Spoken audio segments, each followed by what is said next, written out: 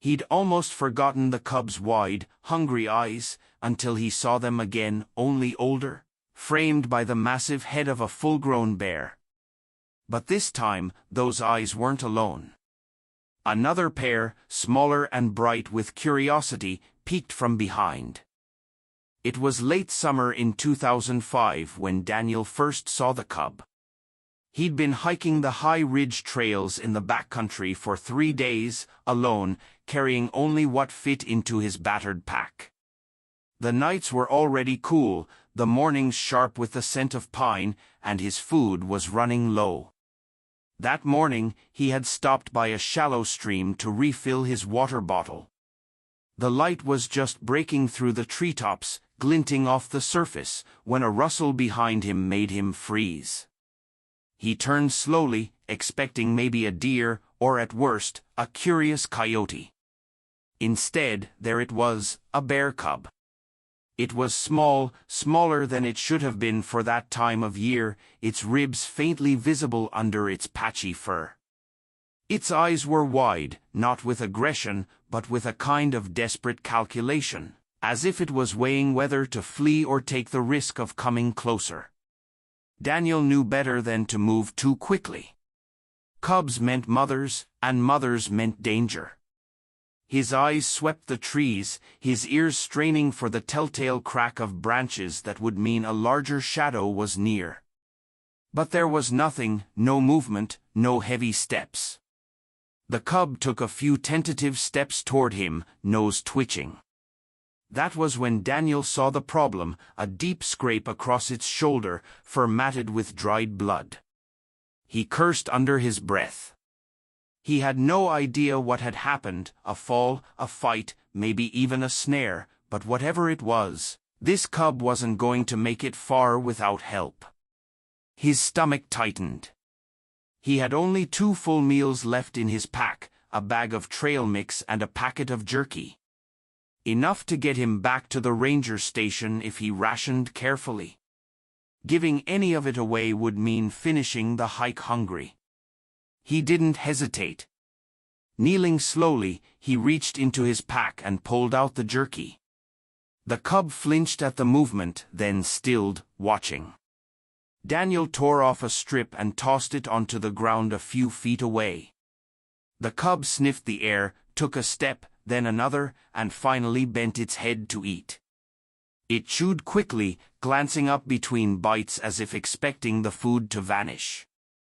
Daniel tore another strip, this one closer to him, and waited. It came. By the time the packet was empty, the cub was sitting barely an arm's length away, its breath puffing in short bursts, the wound on its shoulder still raw but not fresh. Daniel wanted to do more, clean it, wrap it, but the risk of touching was too great. All he could give was food. When it was done, the cub licked the last crumbs from the dirt, then looked at him with those round, unblinking eyes. Daniel felt something twist in his chest, a strange mix of awe, fear, and the simple fact of connection. Then, without a sound, the cub turned and padded back into the trees. He stood there for a long time after it was gone, listening to the forest close in again. That night, his stomach growled, but he didn't regret it. Some things were worth more than a full belly.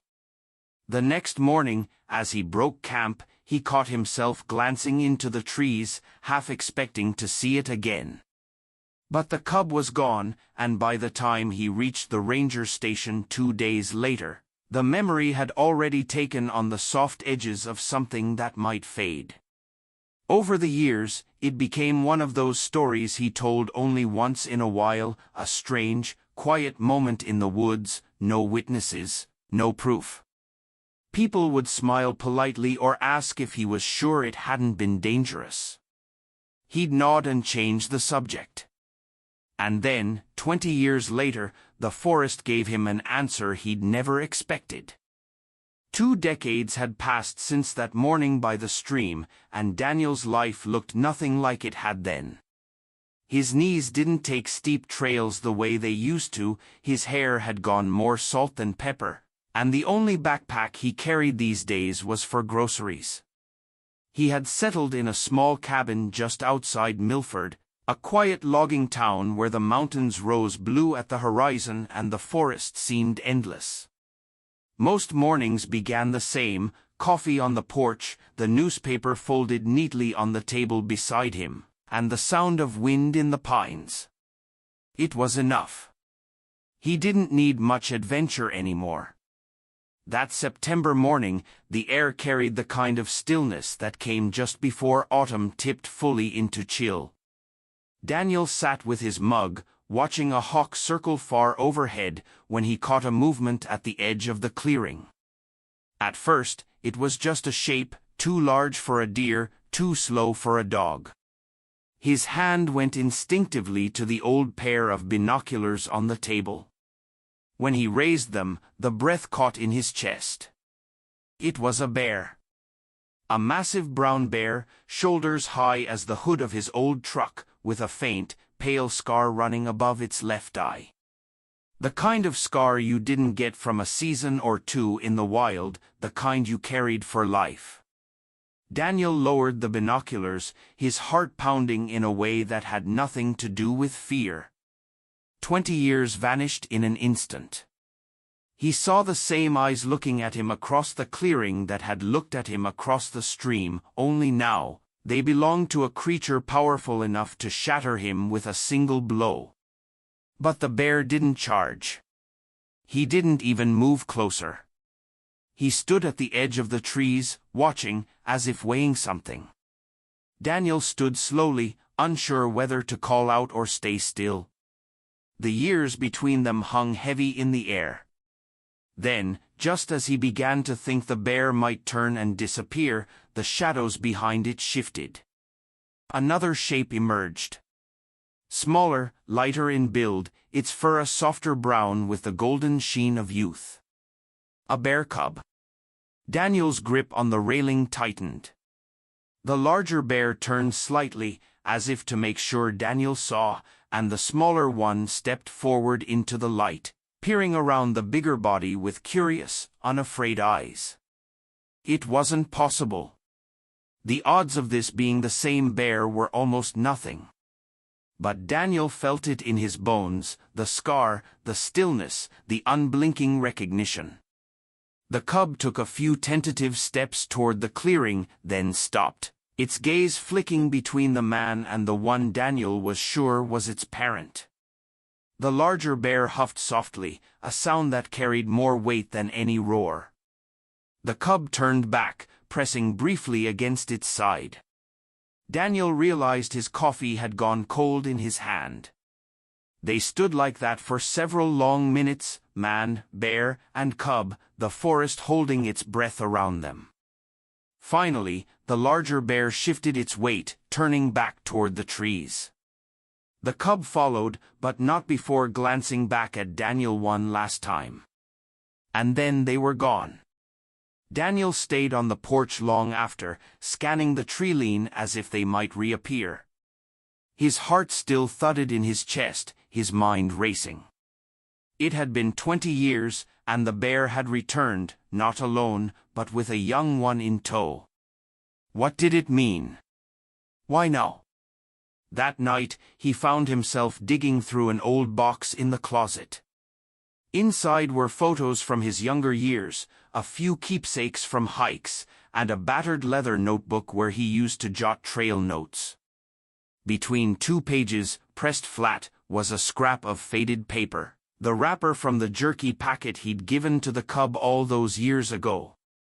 He held it in his hands for a long time, the edges frayed, the lettering barely visible. Maybe it was just a coincidence.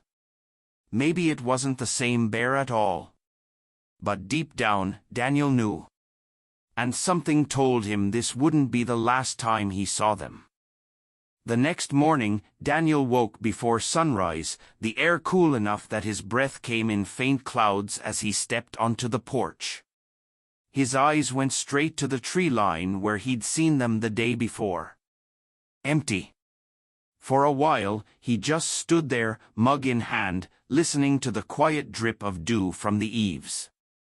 But the stillness felt different now, charged, as if something was just beyond the edge of sight. By mid-morning, he decided he couldn't sit still. He'd spent enough of his life in the woods to know that if the bears were moving through the area, they'd leave signs. Tracks, broken branches. Scents only the sharp-nosed would catch, but he could follow what he knew. He packed light, water, a few strips of jerky, and his old field knife. It wasn't for defense, just habit.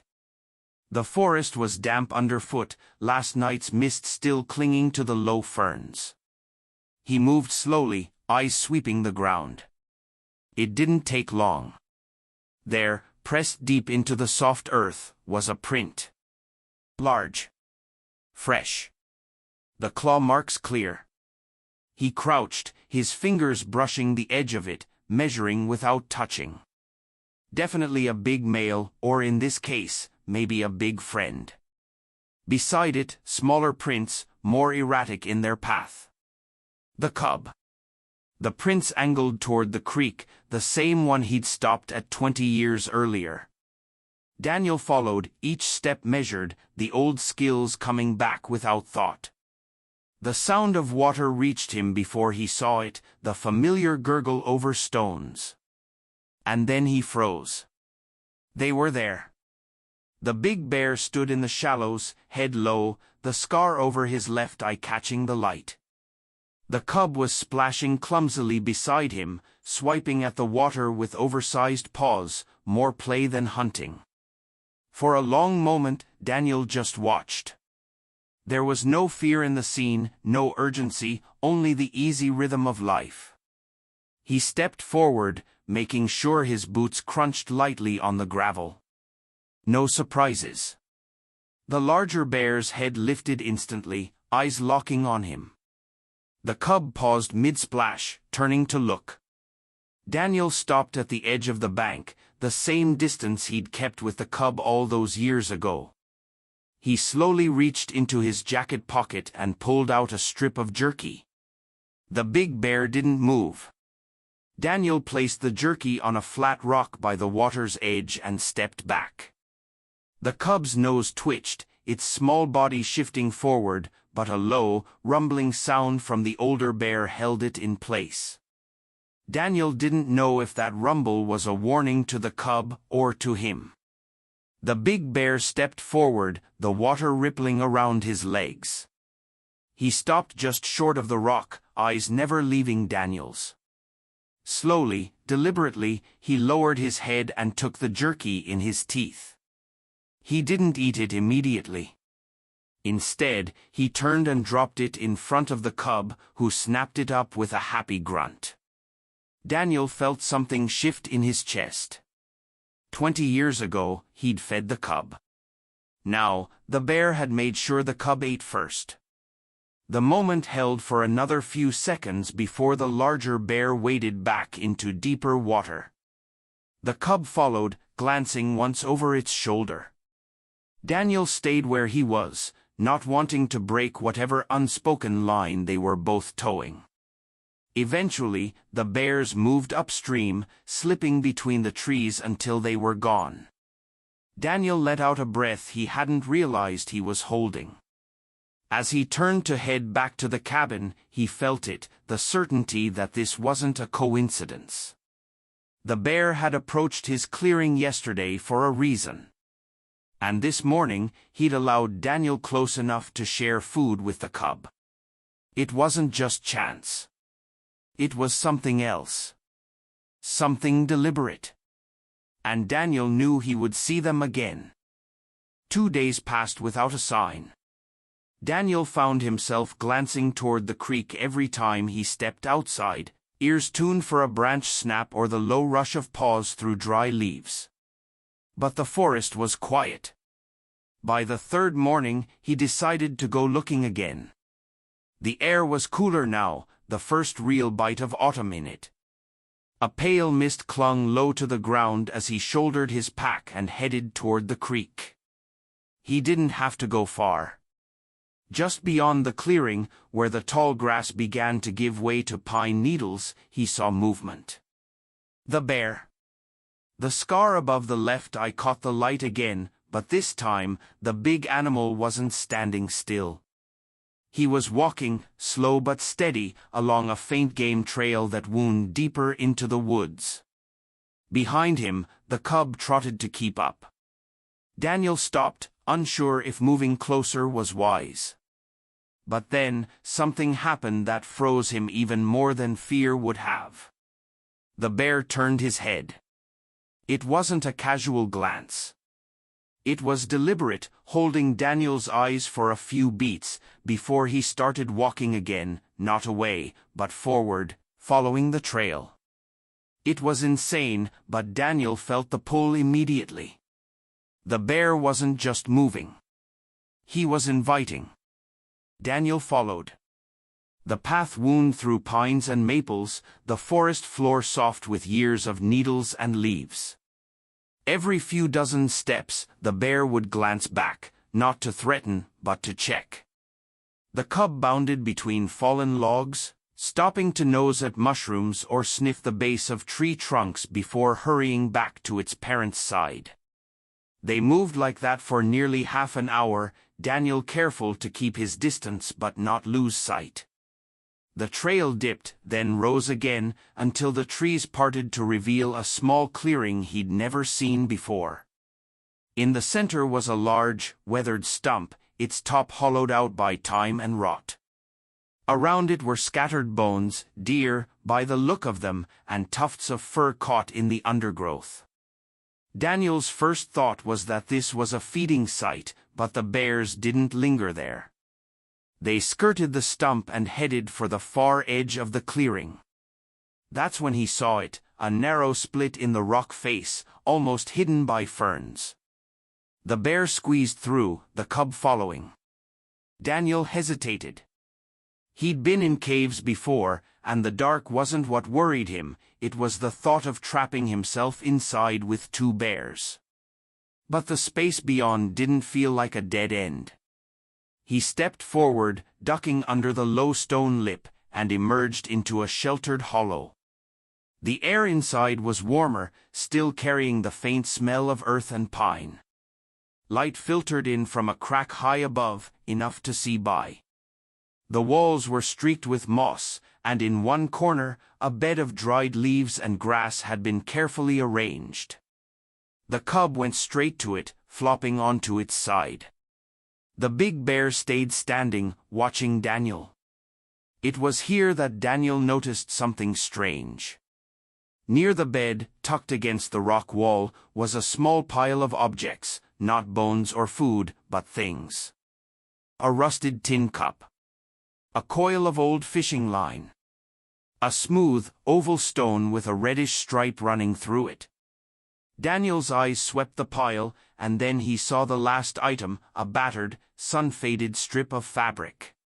His breath caught. It was the same brand and color as the bandana he'd worn around his neck on that hike 20 years ago. The one he'd lost somewhere near the stream. The bear took a step closer to the pile, then looked back at him. It wasn't just a den. It was a place of keeping. A place where things ended up because they mattered, at least, to the bear. And somehow, Daniel's bandana had been here for 2 decades. The big bear lowered himself to the ground, settling beside the cub. The message was clear, they weren't going to harm him. Daniel crouched, his knees protesting. He didn't reach for the bandana, not yet. Instead, he just sat, letting the reality sink in. The bear had brought him here. On purpose. And if this was just the beginning of the surprise, he couldn't imagine what else was coming. Daniel left the hollow slowly, retracing his steps along the narrow split in the rock face. He didn't turn his back on the bears, but they didn't move to follow him. The cub rolled lazily on the bed of leaves, batting at its parent's paw, while the big bear simply watched him go. When he stepped back into the clearing, the air felt colder. The light had shifted, later in the day than he'd realized. His boots carried him along the same game trail they had led him down, the scent of pine thick in the cooling air.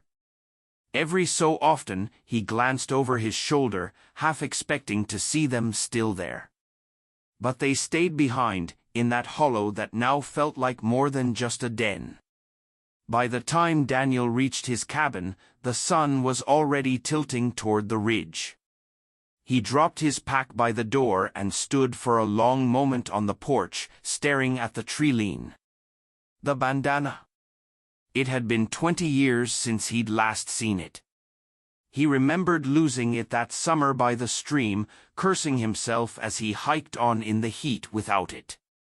But somehow, it had ended up in the bear's possession, kept safe, if not intentionally preserved.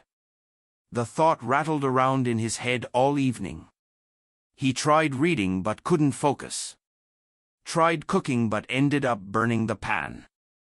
His mind kept drifting back to the small pile of objects. They weren't random. He knew that much now. Around midnight, he got up and pulled down an old tin box from the top shelf. Inside were a handful of things from his past, a fishing lure he'd found on a trail when he was 16, a flat stone shaped like a heart, a small brass key that didn't fit any lock he owned. He realized he'd done the same thing the bear had. Collected pieces of the world that meant something to him, even if they didn't mean anything to anyone else. The next morning, he went back to the creek. He didn't expect to see them, he figured they'd keep to the den, but when he rounded the bend in the trail, there they were. The big bear stood in the shallows again, but this time, there was something in his mouth. Daniel stopped, his pulse quickening. The bear stepped out of the water, moving slowly up the bank. He came to a stop just a few paces from where Daniel stood, the cub hanging back near the water's edge. The bear dropped the object on the ground between them. It was a smooth, rounded stone, polished by years of water, with a swirl of dark red running through its center, identical to the one in the pile at the den. Daniel stared at it, then looked up. The bear's gaze didn't waver. "This is for me?" Daniel said quietly, almost feeling foolish for speaking aloud. The bear made no sound, but he didn't move away. Daniel crouched and picked up the stone. It was warm from the bear's mouth, heavier than it looked. He turned it in his hand, the red stripe catching the light, and a strange sense of connection washed over him. The bear huffed once, a deep, brief sound, then turned and walked back toward the creek.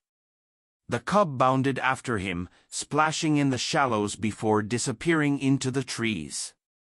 Daniel stood there, stone in hand, feeling the weight of what had just happened. The bear had given him something. And not just anything, something from the den. That night, Daniel placed the stone on the windowsill above his kitchen sink, where the morning light would hit it. Every time he passed it, he felt the same pull he'd felt that day by the stream 20 years ago. The invisible thread between him and the animal that should have been nothing more than a wild encounter. But this was no accident. The bear had sought him out at his cabin. Led him to the den. Brought him something from its collection. It wasn't just a reunion. It was communication. And Daniel had the sinking feeling that whatever the bear wanted to show him next would go far beyond stones or bandanas. The next few mornings passed in a quiet rhythm. Daniel would drink his coffee on the porch, keeping one eye on the tree line, but the bears didn't appear. Still, the stone sat on his windowsill, catching the light each day, and every time he looked at it, he felt that same pull, like the story wasn't finished yet. On the fourth morning, he decided not to wait. He slipped the stone into his jacket pocket and headed for the creek. The forest air was cool and smelled faintly of damp earth and pine. His boots pressed softly into the ground, the sound of running water growing louder as he approached. The bears were there. The cub was playing in the shallows again, splashing at drifting leaves, while the big bear stood on the far bank, head lifting as soon as Daniel appeared. Daniel stopped at the water's edge. "Morning," he said, the word carrying no expectation of a reply, but feeling natural now. The bear stepped forward, crossing the creek with deliberate slowness. The cub noticed him, bounding out of the water to stand beside its parent. Daniel felt a flicker of tension, an instinctive reminder that these were still wild animals. But the bear didn't come closer than 10 feet. Instead, he turned, glancing over his shoulder toward the trees behind him. Then he started walking. Daniel frowned. This was no casual departure. It was that same steady, purposeful movement from the day the bear had led him to the den. "All right," Daniel murmured, his voice low. "I'm coming." The bear didn't speed up, but he didn't slow either. Daniel followed at a respectful distance, weaving through stands of maple and pine. The cub darted ahead sometimes, then backtracked, circling its parent as they moved. The trail grew rougher, the ground sloping upward into rocky outcrops.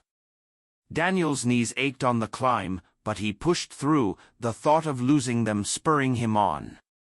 They traveled for nearly an hour before the trees opened to reveal a place unlike anything Daniel had seen in these woods.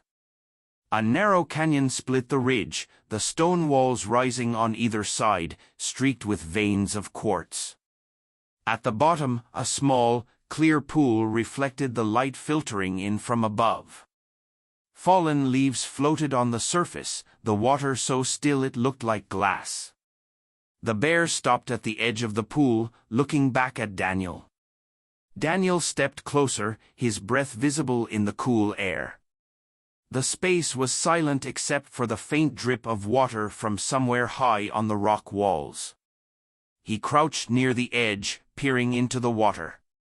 At first, he saw only his reflection, fractured by ripples. Then he noticed something beneath the surface, a shape that didn't belong to stone or leaf. It was metal. Daniel leaned closer. The object looked like an old tin box, wedged between two rocks at the bottom of the pool, its edges dulled by time. The bear huffed, a sound low and insistent. Daniel understood. He stripped off his jacket and rolled up his sleeves, the chill biting into his skin. The water was shockingly cold when he plunged his arms in, his fingers closing around the box. It was heavier than he expected, slick with silt, but he managed to lift it free.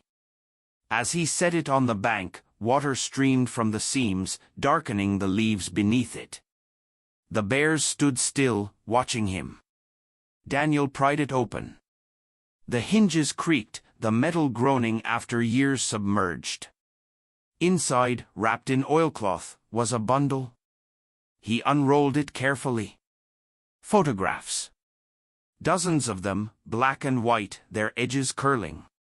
Men in old work clothes standing beside logging trucks. Women in long dresses smiling in front of clapboard houses. A few children, barefoot, squinting in the sun.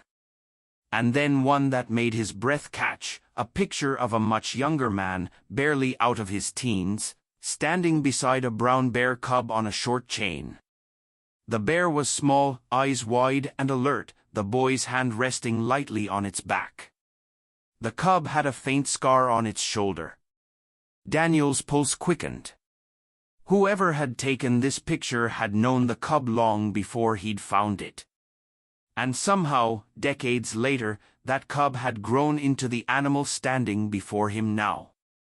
The bear gave another low sound, softer this time. Daniel looked from the photo to the scarred giant beside the pool. The years between them collapsed into something unexplainable, as if their connection had been forged long before that day by the stream. The cub by the bear's side pawed at the ground, impatient, as if the moment was meant to end here. Daniel closed the box, tucking the photo safely inside. He stood, jacket back on, the weight of the discovery pressing into him. The bear turned and began to walk back toward the trees, the cub trotting after him. Daniel followed, the box under his arm, the questions swirling faster than the answers. The bear had brought him here for a reason. And he had a feeling the reason wasn't finished yet. Daniel set the tin box on his kitchen table that night, a towel beneath it to catch the last of the water seeping from its seams. The fire in the stove popped and hissed, casting warm light across the photographs he'd carefully spread out to dry. Most of the images were decades old, printed on thick paper with the soft matte finish of a bygone era. The logging camp scenes were familiar in a distant way. This part of the country had been built on that industry. But it was the personal photos that held him. One in particular stayed in front of him longer than the others, the boy with the bear cub. The cub's coat was a lighter brown than the massive animal he knew now, but there was no mistaking the faint scar on its shoulder. That scar had been there before he'd ever found the young bear by the stream 20 years ago. Which meant... Daniel leaned back in his chair, rubbing his temples. If that cub in the photo was the same animal, it had lived far longer than a bear normally would in the wild. 20 years since Daniel had met it, and this photo looked like it had been taken another 20 years before that. Bears didn't live 40 years. Not naturally. And yet here it was, standing in his clearing days ago, fully alive. He shuffled through the stack again, stopping on one where the same boy, a little older now, maybe early 20s, stood beside an older man in front of what looked like the very cabin Daniel lived in now. His cabin. In the background, almost blending into the shadows, was the cub again. Daniel's breath caught. Whoever had lived here before him had known the bear. And maybe the bear remembered the place. He dug through his own belongings, pulling out the manila folder of property records he'd gotten when he bought the cabin 15 years earlier. The name on the old deed matched the name scrawled on the back of several photos, Elias Ward. Daniel stared at the name for a long moment. Ward. He'd heard it before, one of the founding families of Milford, though most of them had moved away generations ago. He wondered if Elias had raised the cub after finding it, the way Daniel had once considered before realizing the wild was where it belonged. But if Elias had, why had the bear lived so long? The wind picked up outside, rattling the windows. Daniel gathered the photos into a neat pile, slid them back into the box, and placed it on the shelf by the door. The stone from the bear stayed on the windowsill, catching the firelight. Sleep didn't come easily. When it finally did, it brought dreams that felt too vivid to be random, a boy laughing as a cub tumbled at his feet, the same boy decades older, standing by the stream with a scarred adult bear beside him, the forest around them green and endless. Daniel woke before dawn, heart still pounding. He made coffee, but his hands shook as he poured it. By mid-morning, he was back on the trail. He didn't know if he expected to see them, but when he reached the creek, they were there. The cub was splashing at the edge again, the big bear standing in the water, head lifting as Daniel approached. He stopped a few feet from the bank and reached into his jacket, pulling out the photograph of the boy and the cub. He held it up so the bear could see, feeling slightly foolish but compelled all the same. The bear stared for a long moment, his head tilting just slightly. Then he made a deep, low sound, not a warning, not a growl. Something softer. Daniel lowered the photo. "You knew him, didn't you?" His voice was quiet, steady. "You knew Elias." The bear took a slow step forward, water rippling around his legs. Daniel didn't move. The cub bounded up beside the larger bear, looking between them as if sensing the gravity of the moment. The big bear huffed once, then turned toward the forest, glancing back at Daniel in that now familiar way. Another invitation. Daniel followed. The trail the bear chose this time was different. It wound along the ridge above the creek, where the ground was strewn with pine cones and the air carried the faint scent of moss and cold stone. Daniel kept a steady pace, the photograph tucked safely in his jacket pocket, his eyes fixed on the powerful frame of the animal ahead of him. The cub darted in and out of the underbrush, sometimes vanishing completely before bursting back onto the trail with a startled grouse or a mouthful of leaves. The big bear never hurried, never strayed, his pace deliberate, as if he knew exactly where they were going. After nearly 40 minutes of walking, the forest began to change. The pines thinned, replaced by tall birch whose pale trunks glowed in the shifting light. The ground grew softer underfoot, carpeted with layers of golden leaves. Daniel began to notice shapes through the trees, not the jagged randomness of rocks, but straight lines, angular corners. Man-made. When they broke through the last line of birch, Daniel stopped in his tracks. Before him, half swallowed by the forest, stood the ruins of a small log cabin. The roof had long since collapsed inward, moss and vines curling over the remains. The stone chimney still stood, tilting slightly, with a narrow iron pipe jutting from one side. The bear slowed but didn't stop until he reached the front of the ruin. The cub padded ahead, sniffing at the doorframe where no door remained. Daniel moved forward cautiously, stepping over fallen beams and weathered planks. Inside, the floor was mostly gone, leaving patches of damp earth. In one corner, a rusted wood stove lay on its side. And there, nailed to the inside wall, half hidden by ivy, was a faded wooden sign. The letters were worn, but Daniel could still make them out: E. Ward. His breath caught. This had been Elias Ward's cabin. The bear stood just inside the threshold, looking back at him. Daniel felt the weight of the moment settle on him like the quiet before a storm. "You brought me here," Daniel murmured. "You knew I'd understand." The cub nosed at something in the far corner, pawing lightly at the dirt. Daniel crossed the room, crouching down. Beneath a layer of rotted leaves, his fingers touched metal. He cleared the debris away, revealing a shallow tin box, smaller than the one from the canyon pool. The hinges were rusted through, but the lid gave way with a little coaxing. Inside were a few objects: a brass pocket watch, stopped at some long-forgotten hour, a child's carved wooden bear, smoothed with handling, and a folded sheet of paper, yellowed with age. Daniel unfolded the paper carefully. The handwriting was faded but still legible. "If you find this, you'll know the truth. He is not just a bear. He remembers. He carries pieces of those he's known. Treat him well, and he will return the favor. Elias Ward." Daniel sat back on his heels, the words settling over him with a strange mix of wonder and disbelief. The bear wasn't just a long-lived animal. He was something more. He thought of the objects in the hollow, the stone on his windowsill, the bandana, the photographs.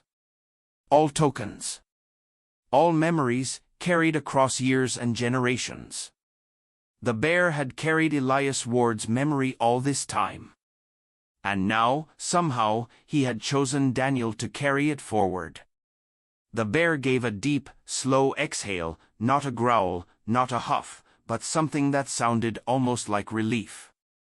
Daniel replaced the items in the box, closing it gently. When he stood, the bear turned and stepped back out into the clearing, the cub following. Daniel lingered for a moment, his eyes sweeping over the ruin.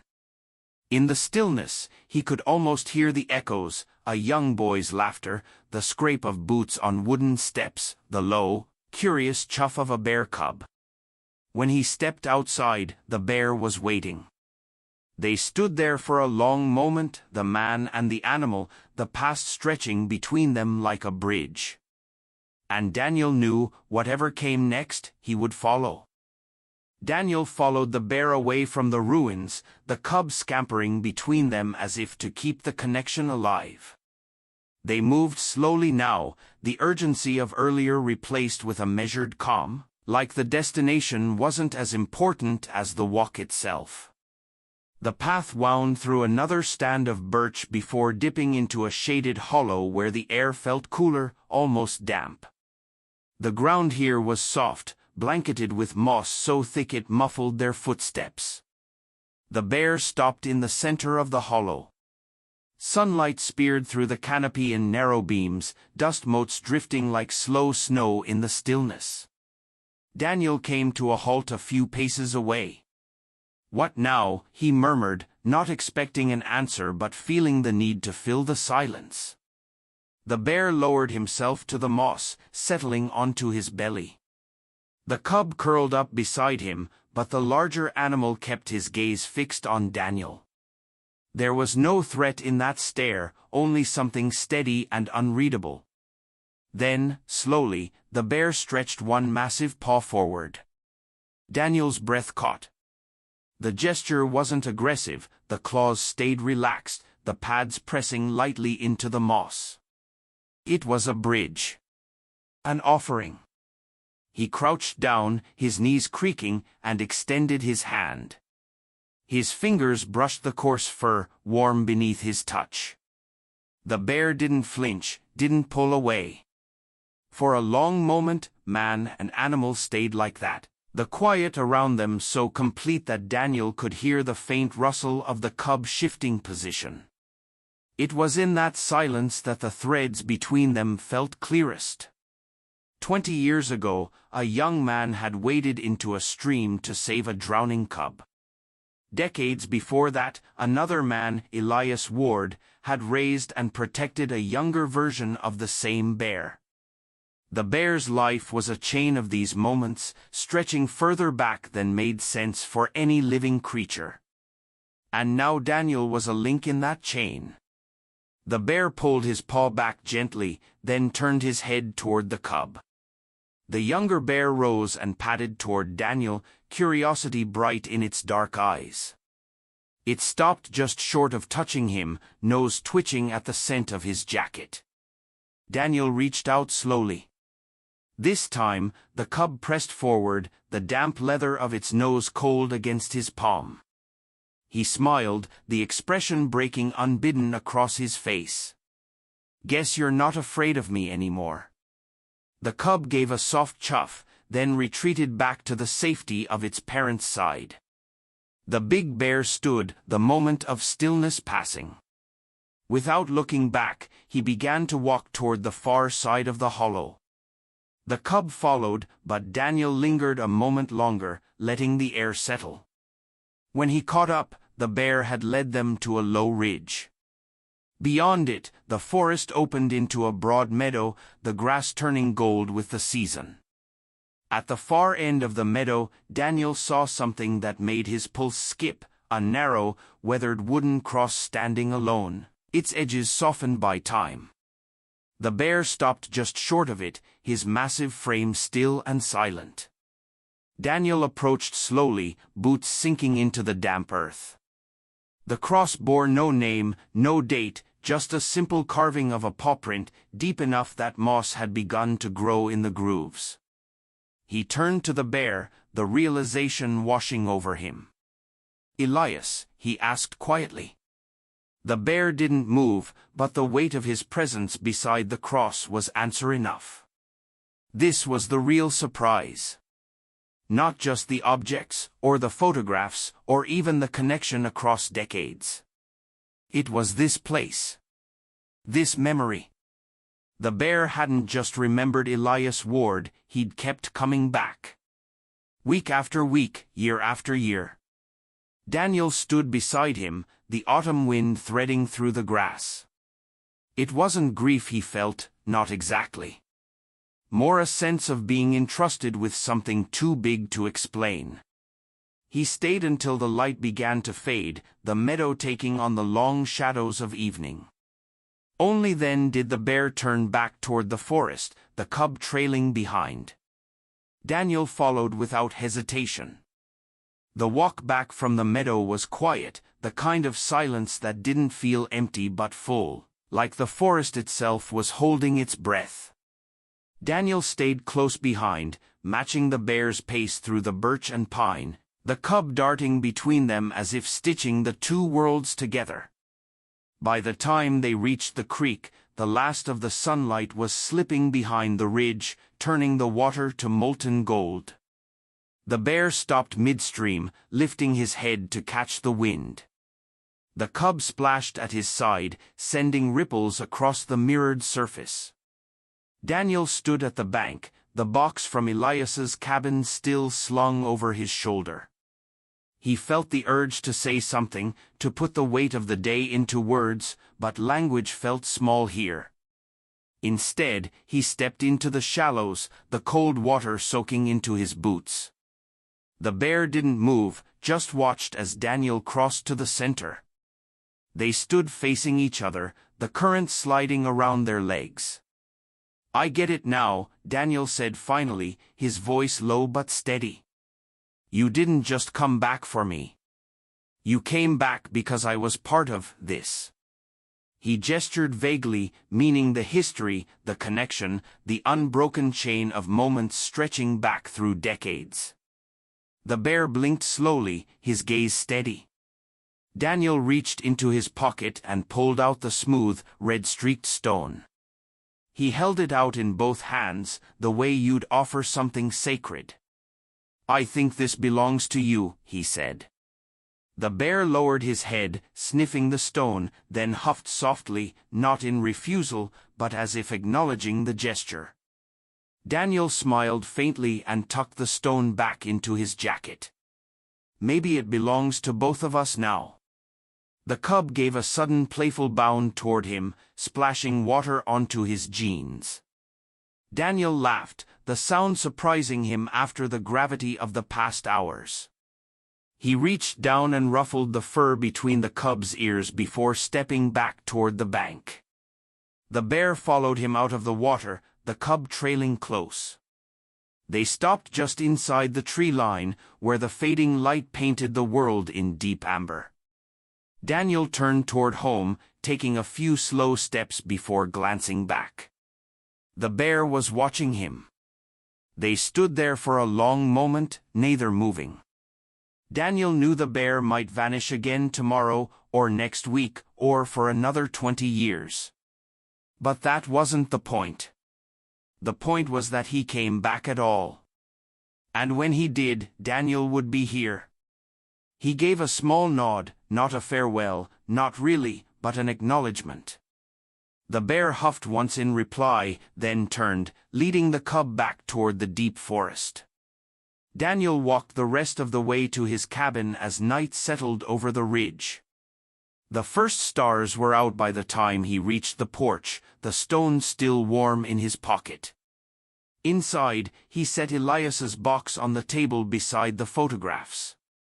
He'd keep them safe now, not as relics, but as a promise. A promise that when the bear returned, there would always be someone here who remembered. He lit the fire, the crackle filling the room. Outside, somewhere beyond the trees, the bear's low, distant call rolled through the night. It wasn't a sound of warning or fear. It was a sound of recognition. Daniel sat back in his chair, listening until it faded into the dark. And for the first time in years, he felt the quiet not as loneliness, but as something shared.